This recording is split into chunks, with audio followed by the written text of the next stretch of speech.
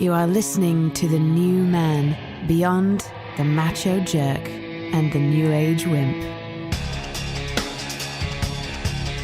Your host is men's coach Tripp Lanier.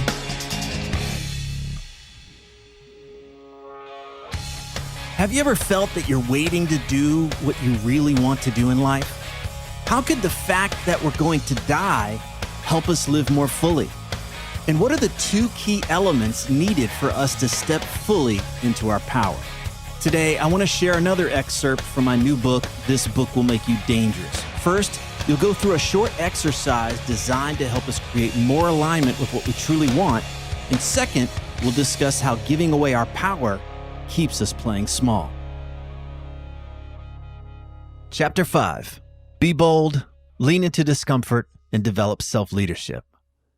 When we revisit the fears that keep us stuck in a prey mentality, we're considering the idea that our primitive, survival-obsessed brains are constantly asking, what do I do so that I'm not uncomfortable? What do I do so that I don't risk losing something I care about?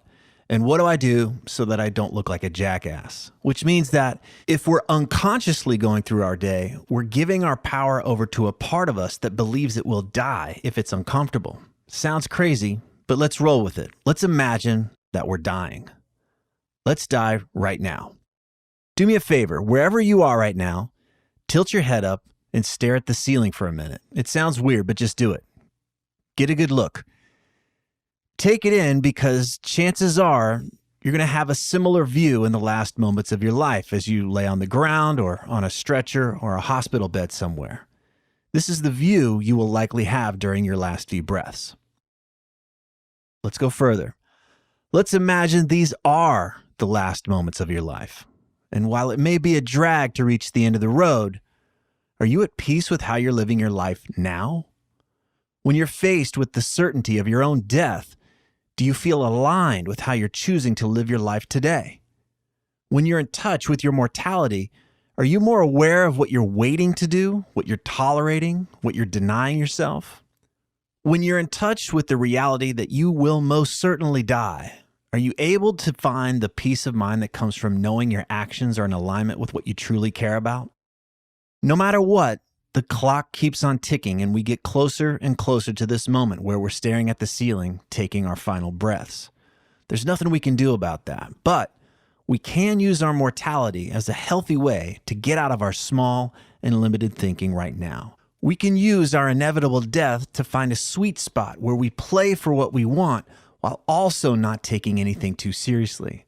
And we can use it as encouragement to align our lives with freedom, aliveness, love, and peace. The good news is that we don't have to wait for a terminal diagnosis to get out of the rat race. We don't have to wait for anyone to give us permission. We don't have to wait until we're enough in the eyes of our inner critic or anyone else.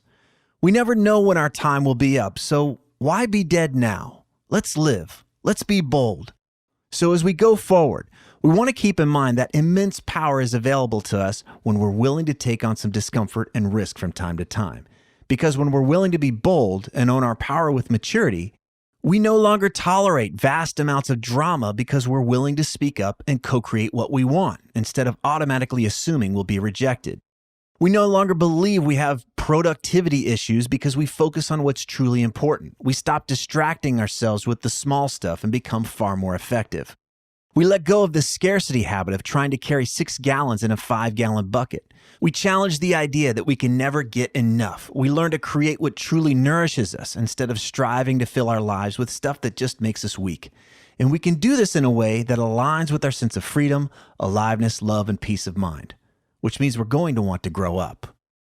As infants, we were helpless and completely dependent upon someone else for everything we needed. We were powerless to do anything except cry when we wanted something. We felt discomfort from a poopy diaper or a hunger pain or a burp or too many blankets or not enough blankets. We felt that tension and we did the only thing we could do. We made a big racket and then someone fumbled around. They played a guessing game to try and figure out what we wanted and then bring it to us so we'd shut up. Does he need a fresh diaper? More milk? Is he too hot? Too cold? Maybe I should have pulled out. Regardless, Back in the day, all we had to do was complain in order to have someone take care of our desires. It was that caregiver who stepped into the role of authority to take the lead and clarify what was wanted. And it was the caregiver who owned the responsibility, the power to be the one to take effective action so the desire was met. Those are two key points right there. One, clarifying what is wanted, and two, taking ownership or responsibility. Now, folks grow up physically, but many never really outgrow this immature way of trying to get what they want in life. And this is how we end up with boys walking around in the bodies of grown men. And let's not kid ourselves here either. There are quite a few princesses out there walking around in the bodies of grown women too. Whether they're conscious of it or not, they still believe that their happiness is someone else's responsibility. Meaning if they're not happy, then it must be their wife or job or the government or the media or those people who are to blame. And when they're stuck in this immature place, they never really learn how to take ownership of their experience. They spend more time criticizing and complaining and pointing out what they don't want instead of one, clarifying what they do want, and two, taking responsibility to create what they want for themselves.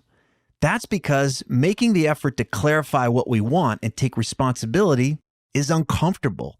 If we're committed to avoiding discomfort and risk, then it's seemingly much easier to look for someone else to handle the burden of our well-being. Here, this is hard. You deal with it. But that's how children respond. We're not children. We're adults. Complaining and protesting may give us a sense of short-term righteousness. Handing over the responsibility of our burden may give us a moment of illusory relief, but remember this, what we perceive to be a burden is actually our power. Let's be clear, we want to be integrated. We want a healthy, vibrant little kid inside of us so that we can experience all that life has to offer. But he's not the guy to put in charge of running our adult world of relationships and careers and bills to pay. We need to approach our sense of authority and power from a more mature stance. I hope you've enjoyed this excerpt from my new book, This Book Will Make You Dangerous. If you'd like to learn more about the book, then just visit dangerousbookstore.com. Thanks for listening.